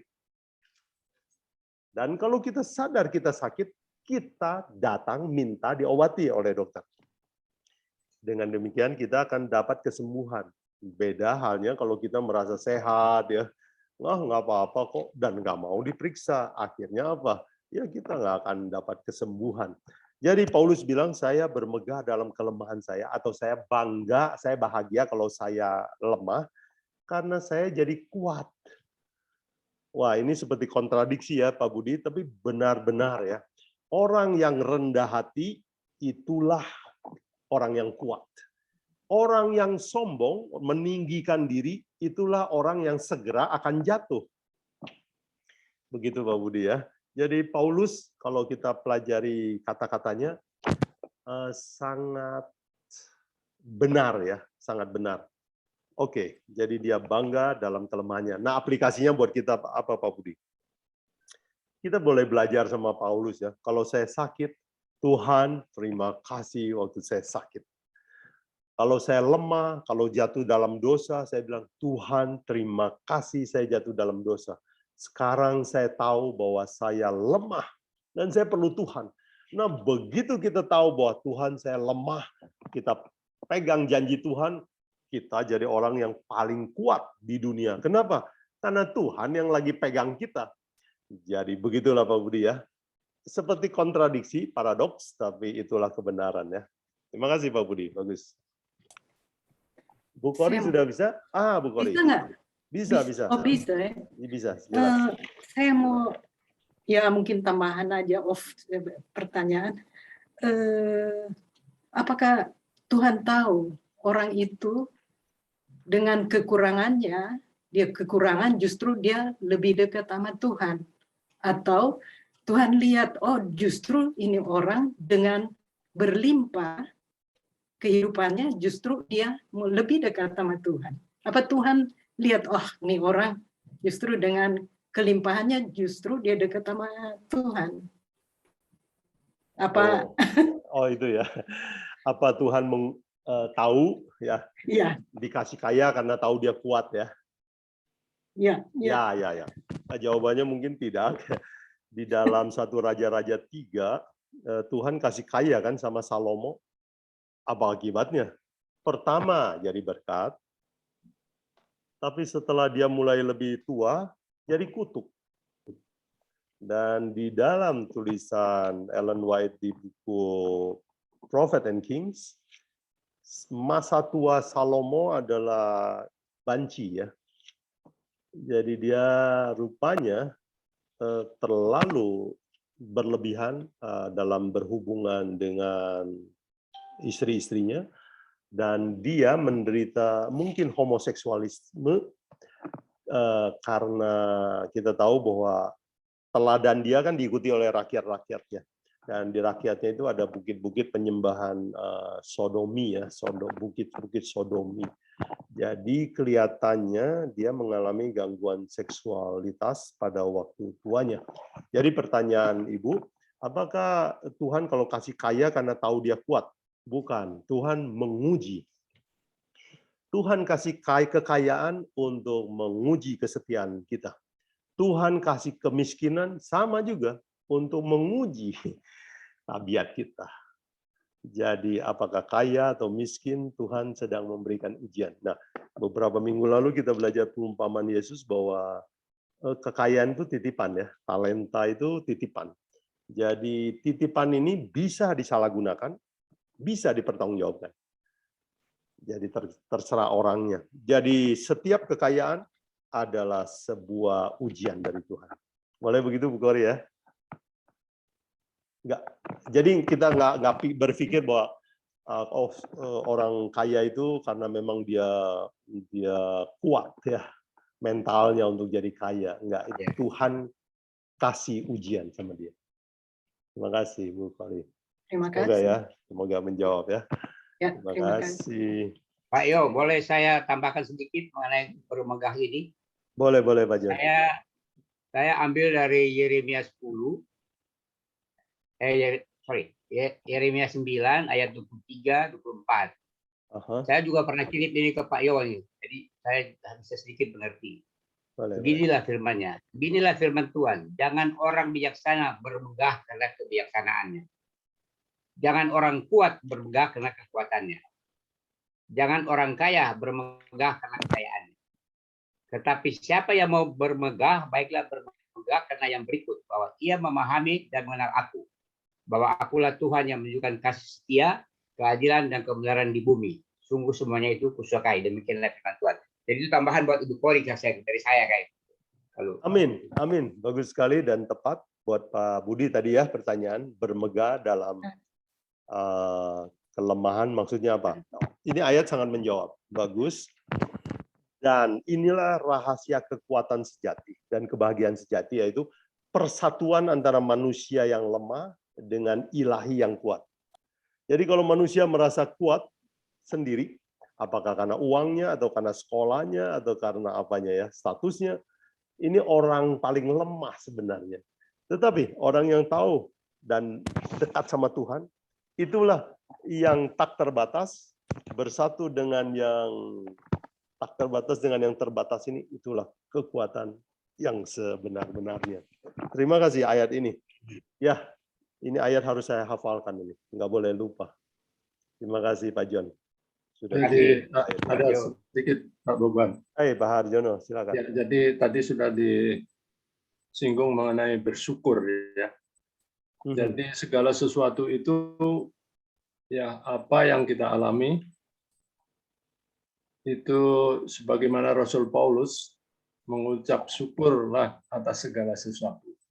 Ya kalau dihubungkan dengan kekayaan atau kemiskinan, kaya atau miskin, ya senantiasa umat Tuhan ya bersyukur, ya seperti Rasul Paulus kalau kita melihat dari dalam perjalanan hidupnya tidak pernah kaya, boleh dikata miskin, dan Rasul Paulus selalu ya dia memberikan pelajaran mengenai bersyukurlah dalam segala sesuatu, karena ada yang dia harapkan yang tidak kelihatan, ada yang dia pandang, yaitu di hidup kemudian. Jadi hidup yang dia jalan itu tidak ada apa-apanya sebenarnya, yang hanya sepintas saja. Tetapi di kemudian hari, Rasul Paulus, ya sebagaimana yang kita juga mungkin imani, akan lebih baik daripada hidup yang menderita di dunia ini ya. Gitu, saya pikir. Amin. Terima kasih. Oh iya, terima kasih, tambahan bagus. Jadi dia mata imannya lihat upaya yang lebih besar ya. Iya. Ya, betul. Ya. Terima kasih. Dan Pak Budi, itu juga salah satu jawaban tambahan. Kenapa rasul-rasul ini begitu pede, nggak takut mati? Ya, dapat yang lebih besar kok. Pengorbanan di dunia ini kecil saja kok. Terima kasih, Pak Arjono. Bagus. Ya. Baik, nah itulah iman. Ya.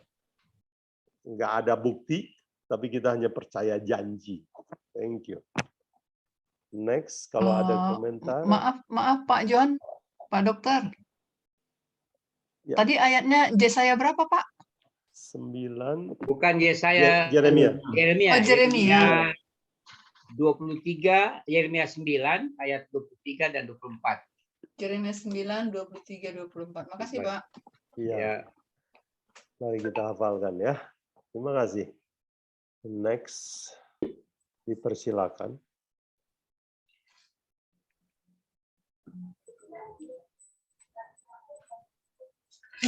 Saya mau ini dikit.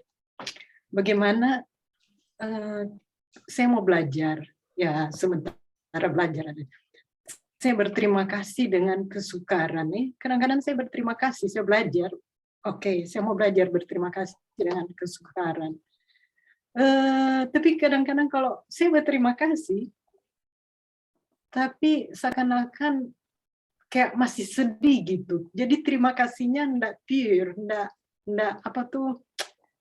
Jadi seakan-akan Tuhan Engkau tahu hatiku. Saya bilang mulut saya berterima kasih, tapi kadang-kadang hati tuh belum pure, belum apa tuh. sepenuhnya. Apa iman saya itu lemah? Baik, bagus Bu Kori, terima kasih pertanyaan bagus. Ya, kadang kita bersyukur tapi masih sedih juga. Apakah itu karena imannya kurang? Bu Kori, itu ada dua hal ya. Kita sedih karena kita manusia, tapi kita bilang Tuhan terima kasih untuk penderitaan ini. Itu kita orang beriman. Jadi sebenarnya Bu Kori, dua manusia itu lagi bertempur ya, manusia lama, manusia baru. Tidak apa-apa, wajar itu. Jadi waktu kita bilang Tuhan, saya tidak mengerti kesusahan ini. Terima kasih untuk semuanya. Tapi kita jujur bilang sama Tuhan, tapi saya sedih.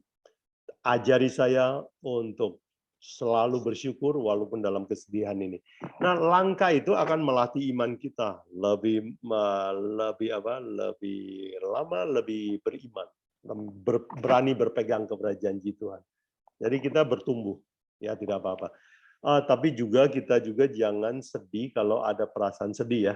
Karena perasaan sedih itu adalah manusiawi juga. Karena Yesus juga di dunia pernah sedih, tetapi tidak putus asa. Bedanya itu. Ya. Jadi misalnya, waktu ibu saya meninggal, saya sedih sekali. Saya sedih, saya nangis. Tapi saya bersyukur kepada Tuhan karena Tuhan menghentikan penderitaan mama saya. Dan saya bersyukur mama saya 4 tahun sebelum dia meninggal, dia bilang, saya mau dibaptis. Jadi hati saya penuh dengan rasa syukur. Walaupun saya bilangnya sambil keluar air mata, tidak apa-apa. Ya, yang satu manusiawi, yang satu berkata dengan iman. Oleh begitu ya Bu Kori ya? Nggak apa-apa. Kita latih iman kita. Ya, karena apa yang kita nggak bisa, ya, seperti janji masuk surga. Bagaimana buktinya? Siapa yang pernah masuk surga? Jadi saya hanya pegang semua ayat yang Tuhan pernah bilang. Ya, jadi begitu Bu Kori, nggak apa-apa. Jadi kalau kita sedih, tapi kita bersyukur. Dan dengan latihan bersyukur, kita sedang latih iman kita. Ya. Terima kasih. Terima kasih, semoga ya kita makin kuat. Thank you. Oh, ini ada dari chat lagi. Silakan.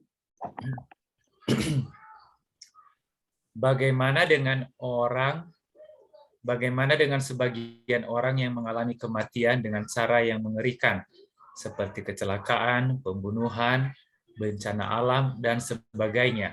Apakah ini karena memang sudah kehendak dan rencana dari Tuhan, atau karena faktor lainnya? Bagaimana menurut pendapat Pak Buguan dengan mereka yang meninggal dengan cara yang mengerikan tersebut? Faktor apakah yang menyebabkan mereka mengalami kejadian yang mengerikan tersebut? Oke, terima kasih. Pertanyaan bagus dari Pak Budi ya. Apakah ini rencana kematian yang mengerikan ya? Apakah itu rencana Tuhan atau faktor lain? Nah, Pak Budi, itu pasti bukan rencana Tuhan. Karena Alkitab bilang Tuhan merencanakan segala sesuatu itu baik. Apakah ada faktor yang lain? Iya, faktor lain. Nah, faktor lainnya apa? Tadi di pelajaran kita, Yesus bilang di dalam Lukas 13 ya, kamu pikir orang yang ketimpa tangki air di Siloam itu lebih jahat dari orang Siloam yang lain? Kamu pikir orang yang dihukum mati sama Pilatus itu lebih jahat daripada orang Yerusalem yang nggak mengalami musibah? Jawab Yesus, tidak. Aku berkata kepadamu, tidak. Kalau kamu tidak bertobat, kamu juga akan mati. Jadi Yesus sudah memberi jawaban kepada kita bahwa ada faktor yang lain. Faktor lain itu adalah faktor dunia yang jahat. Dan ingat, Yesus tidak berencana menyelamatkan kita di dalam dunia ini. Dia mau menyelamatkan kita keluar dari dunia ini. Jadi ya kira-kira begini Yesus bilang, mati juga nggak apa-apa, saya akan tolong. Ya, tapi siapa yang nggak mau kehilangan nyawanya di dunia ini, mungkin dia akan hilang nyawanya malah. Tapi siapa yang karena kebenaran, karena namaku rela kehilangan nyawanya, saya akan menyelamatkannya. Jadi Pak Budi, di dunia ini penderitaan banyak sekali faktor lain ya. Orang ya lagi duduk enak-enak ya, Mau pergi ke gereja, duduk di dalam mobil, masuk jalan tol, tiba-tiba tak mati. Mau pergi berbakti. Apakah ini rencana Tuhan? Bukan. Apakah Tuhan mengetahui? Ya. Apakah ada faktor lain? Ya. Faktor lain apa? Faktor lain adalah faktor dunia yang jahat ini. Ya, dan dunia yang jahat ini Yesus tidak mau sempurnakan. Ya, jadi ini kayak baju lah. Baju kalau udah jelek, sudahlah jangan ditambal-tambal, nanti tambah jelek. Yesus mau kasih baju yang baru, kira-kira begitulah. Jadi Yesus bukan mau menyelamatkan kita di dunia ini. Dia mau menyelamatkan kita keluar dari dunia ini. Dia mau kasih hidup yang baru. Begitu ya Pak Budi? Semoga cukup terjawab ya. Oh iya, jadi saudara sekalian ya, kalau kita dengar nanti ada orang ya, kecelakaan ya, mati muda. Aduh, jangan suka kita juga bilang, aduh kualat, atau kita berprasangka bahwa ada dosa yang dia sembunyikan. Ya, pelajaran malam ini telah menolong kita ya untuk berpikir dengan tepat. Terima kasih, Pak Budi. Ya, terima kasih ya, bagus-bagus komentar dan pertanyaannya. Apakah ada tambahan sedikit Pak Boban? Ya, Pak Harjono, silakan. Itu mengenai faktor lain ya. Saya tambahkan sedikit, jadi ada di dalam pelajaran safety di sini faktor-faktor kenapa mengakibatkan kecelakaan. Ya, faktor dari orang itu sendiri, jadi faktor manusianya. Kemudian faktor alam ya, ya. Jadi dan kemudian juga faktor peralatan apa yang kita gunakan sehingga itu mengakibatkan kita celaka. Jadi ada 3 faktor sebenarnya yang mengakibatkan kita celaka ya. Jadi selain kita menghubungkan kepada Tuhan, itulah faktor-faktor ya. Terima kasih. Tentunya Tuhan, kalau Tuhan ingin menyelamatkan kita pada waktu mungkin tertabrak mobil, pasti kita selamat. Tapi kalau Tuhan membiarkan karena ada Tuhan mempunyai rencana bagi orang itu, ya mungkin biarlah dia istirahat gitu. Betul. Terima kasih. Terima kasih tambahannya. Betul. Oke, jadi ya semoga ya dengan pelajaran ini jadi kita lebih tenang ya. Apapun yang terjadi, nasib baik, nasib buruk, baik bagiku ya. Ya Bu Kori ya, nggak gampang ya mengucapkan itu ya. Tapi ya kita belajar. Nasib baik. Ada proses. Ada proses. Ya. Semuanya baik bagiku. Oke, thank you. Aduh, tapi saya membaca cerita Horatio itu, aduh nggak kuat saya. Saya membandingkan gitu, bukan main ya. Penderitaan saya, ada penderitaan saya, tapi seperti jadi kecil kalau bandingkan sama dia. Oke, baik. Orang beriman ya, kisah orang yang beriman bagus kita baca juga supaya ya kita dapatkan contoh bagus. Oke. Wah, Pak John, Bu Susan ini belum kedengaran suaranya nih. Silakan. Pak Togu nggak hadir? Silakan. Masih ada waktu sedikit? Pak Togu nggak ada. Pak Togu nggak ada ya? Baik. Dari Pasilalahi nih. Apakah kematian orang jahat Tuhan terlibat dalam kematian? Ya, mungkin apakah Tuhan terlibat di dalam kematian orang jahat lah gitu. Oh, iya ya. Waduh, Tuhan ini banyak kena tuduh ya. Memang kalau kita pikir kematian ini sebenarnya Tuhan juga yang bikin kan. Ya, di dalam Kejadian 2 ayat 16 17. Jangan makan ini, nanti kamu mati. Jadi yang bikin kematian Tuhan juga. Tapi dalam satu segi memang saya percaya bahwa Tuhan menyediakan kematian. Bukan Tuhan suruh manusia mati ya. Bedakan, Tuhan menyediakan jalan keluar dari dunia yang berdosa, yaitu kematian. Bayangkan dunia berdosa tanpa kematian. Aduh, hidup kita macam apa itu ya. Saya pernah ke rumah jompo bertemu dengan nenek umur 105. Wah, udah nggak karuan wajahnya. Memorinya sudah hilang, kerjanya cuma teriak-teriak. Badannya sudah 90 derajat begini, bongkok. Saudara sekalian, ada yang mau umur panjang tapi badannya L begini? Saya kira nggak ada ya. Jadi dalam satu segi memang Tuhan menyediakan kematian itu sebagai way out dari penderitaan di dunia ini. Ya, saya pernah dulu sakit berat sekali dan saking sakitnya di kepala saya itu rasanya saya merindukan mati. Dan saya tahu rasanya pengen mati. Karena mati itu nikmat. Keluar dari penderitaan. Oke. Ya, saya kira sekarang ada perdebatan soal boleh nggak minta mati ya pasien yang sudah gawat banget ya. Ya, Pak Dokter ya. Ya juga di Eropa ada debat-debat soal itu ya. Boleh nggak pasien yang udah gawat, udah menderita, udah teriak-teriak, boleh nggak minta disuntik mati? Itu perdebatan panjang sekali. Jadi apakah Tuhan terlibat dalam kematian? Terlibat dalam arti iya. Kematian adalah sebuah jalan keluar dari dunia yang berdosa dan menderita ini. Jadi kematian itu baik untuk mengakhiri penderitaan. Boleh begitu ya, Saudara Silalahi? Ya, dilanjut lagi sepertinya, Pak. Ya. Bagaimana Sodom dan Gomora, air bah? Apakah Tuhan izinkan atau Tuhan yang memusnahkan? Alkitab katakan Tuhan yang memusnahkan. Ya. Kenapa?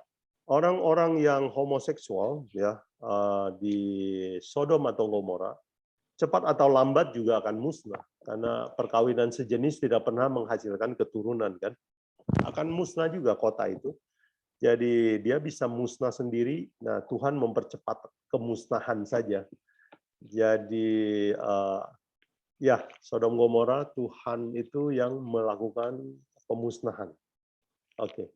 Jadi Tuhan terlibat dalam kematian dalam satu segi yaitu mengakhiri dosa. Boleh begitu ya, Pak Silalahi? Ya, begitu juga neraka ya.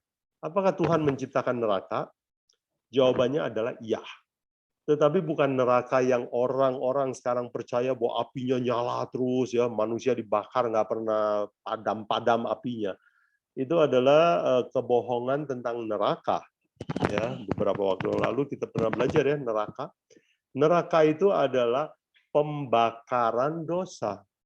Bakar habis selama-lamanya. Habis selama-lamanya. Jadi dosa itu dimusnahkan. Jadi neraka Tuhan yang ciptakan, tapi bukan neraka yang orang ceritain sekarang ya. Itu adalah neraka versi agama-agama di dunia ini, bukan agama Kristen. Yang masuk ke dalam dunia Kristen ya. Terima kasih Pak Silalahi.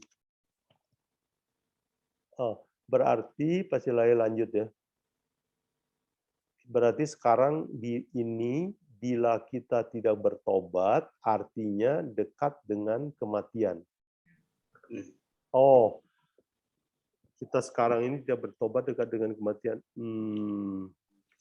Mudah-mudahan saya bisa mengerti pertanyaan dengan benar ya. Kalau sebenarnya setiap manusia itu dekat sama kematian, ya tobat tidak tobat, ya nggak jauh aja sih. Kematian itu cuman apa ya, sedetik dari hidup kita, ya hanya sedetik saja dari hidup kita. So bertobat atau tidak bertobat. Nah, tetapi kalau kita bertobat, ya Tuhan berjanji Dia akan membuka pintu kubur. Dan kita akan dilanjutkan hidup kita. Kalau kita tidak percaya, kita akan dikubur, suatu hari bangkitkan untuk dimusnahkan selama-lamanya. Jadi begitu ya, mudah-mudahan saya jawab dengan tepat ini. Oke, jadi kematian itu dekat sekali sama manusia. Ya, penderitaan dekat sekali sama kita. Ya, jadi kalau kita menderita, ya kita belajar ya untuk selalu beriman dan mengerti bahwa ada maksud yang lebih baik dari Tuhan buat kita. Thank you, Pak. Saudara Silalahi. Amin. Terima kasih. Sama-sama. Oke. Kita punya beberapa menit. Kalau ada, silakan. saya bisa tambahkan sedikit, Pak. Ya, boleh. Uh, jadi mengenai kematian itu, kematian yang apa namanya tadi disebutkan, saya pernah mengalami itu. Jadi kakak saya itu sudah 25 tahun menderita stroke. Yang badannya tadinya 60 kilo, tinggal 20 kilo. Kemudian pada waktu itu, dia tetap pasti pakai kursi roda, pasti ini. Waktu itu saya ada di puncak, saya ditelepon oleh anaknya, rekan saya. Ya, kita kan mami ini sudah nggak ini, apa bawa ke rumah sakit. Saya tegas-tegas bilang, tidak, jangan bawa rumah sakit. Biarlah dia meninggal di tempat tidur. Karena dengan keadaan yang sekarang ini, yang waktu itu saya bilang, buat apa membawa ke rumah sakit? Ya, jadi dengan pengalaman itu, maka biarlah dia meninggal dengan tenang di tempat tidur. Jadi berdoa aja di situ, dan kalau kita orang Kristen ada doa penyerahan istilahnya. Kemudian satu waktu saya bicara sama anak-anak saya bilang, kalau saya sakit dan tidak sadar, jangan bawa saya ke ICU. Ya, saya jujur aja saya katakan, jangan saya dibawa ke ICU, biar saya meninggal atau saya mati di tempat tidur rumah sakit atau di rumah. Ini menarik nih, soalnya ngomongnya dokter nih. Ya, karena saya katakan sahabat di ICU, macam-macam dibuat saya akan mengalami.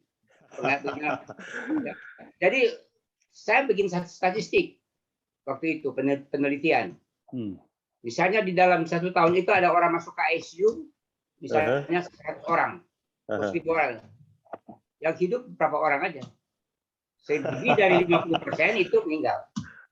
Tapi ya katakanlah itu kita akan usahakan, betul usahakan. Tapi ingat juga, dia sudah nggak tahu apa-apa, sudah pingsan di ICU, ya sudah mati lah di situ. Itulah perkaman saya sedikit gitu aja, Pak. Amin. Ayo. Terima kasih tambahannya. Wah, bagus. Ya, nah memang kadang-kadang kita ini melawan kematian terlalu berlebihan ya Pak Dokter ya. Ya, ada waktunya kita mencegah kematian, tapi ada waktunya kita harus terima bahwa itu adalah jalan keluar dari penderitaan di dunia ini. Terima kasih kepada Tuhan. Ya, ada kematian di dunia ini ya. Oke. Terima kasih. Saya ingat tadi ada nomor 3 ya. Maksud Tuhan di balik penderitaan adalah supaya perubahan tabiat dan kita menyadari kelemahan kita. Saya ingin ingatkan kepada kita bahwa seringkali, tadi Pak Budi tanya soal tabur tuai ya, bisa saja penderitaan itu karena kecerobohan kita, seperti yang tadi, atau peralatan yang salah ya dari Pak Arjono tadi. Kita harus belajar juga, kalau kita menderita karena kebodohan kita, mari kita perbaiki tabiat kita. Ya, kita sering begadang, akhirnya jadi sakit. Itu Tuhan kasih kita sakit, izin kita sakit, supaya kita belajar, oh iya, ternyata saya harus memperbaiki hidup saya. Jadi nomor 3 jangan lupa ya, perbaiki supaya kita memperbaiki tabiat kita. Oke, sekedar mengingatkan. Thank you. Last question, siapa tahu ada? Sebelum kita akhiri. Oke. Jika tidak ada, saya ucapkan terima kasih ya kepada saudara sekalian, sudah setia ini mengikuti sampai akhir. Dan saya ringkaskan bahwa Tuhan mempunyai 4 maksud di dalam pelajaran kita malam ini, yaitu 1, Tuhan punya maksud indah dalam hidup kita. Yang kedua, Tuhan mau dekat sama kita. Dan yang ketiga, Tuhan mau kita berubah tabiat dan memperbaiki kelemahan kita. Dan yang keempat, penderitaan itu Tuhan ingin kita hidup bergantung kepada Tuhan dalam iman. Jadi semoga pelajaran ini membuka cakrawala kita menghadapi perjalanan penderitaan, kepahitan kita di dunia ini. Oke, dan jangan lupa ingat kita belajar semua ini supaya kita bertahan, sabar, ya, menanti sebuah hidup yang lebih baik yang Tuhan tawarkan buat kita semua. Semoga Tuhan memberkati semua kita semua. Kembali kepada Pendeta Tawaris. Ya, terima kasih Pak Yobu Guan. Kita berdoa dipimpin oleh Ibu Nainggolan. Bu Nenggolan, tolong doakan Ibu Ijang ya, Jakaria yang tadi kurang sehat. Tadi ikut dia, tapi sekarang saya lihat udah keluar. Oke. Didoakan supaya sehat. Dan didoakan juga Pak Buntaran. Buntaran ya, Pak? Baru pulang kurang sehat juga. Pak Pendeta, saya masih ada. Oh iya. Oh iya. Saya Oh udah ganti ganti nama. Puji Tuhan, Ibu. Karena baterainya habis punya saya. Oh iya. Puji Tuhan, Bu. Doakan. Sudah sembuh. Walau bisa saya tambahkan. Iya, silakan. Apa Bu Kori? Silakan, Bu Kori. Walaupun Ibu Susan ada ikut sama kita Zoom, tapi dia lagi sakit. Tolong doakan juga Ibu Susan. Tolong doakan. Ya, makasih. Iya, kita berdoa Ibu Nenggolan yang pimpin dalam doa. Ya, oke. Mari kita berdoa.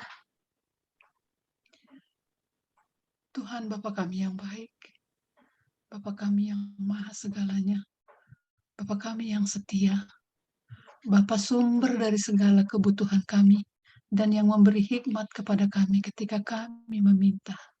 Bapa, terima kasih atas pelajaran hari ini ya Tuhan.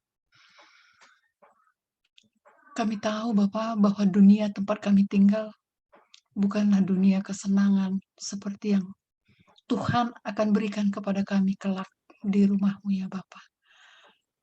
Oleh karena itu ya Tuhan, di dalam perjalanan kehidupan kami, khususnya perjalanan kerohanian kami Tuhan, berilah kami kekuatan ya Bapa.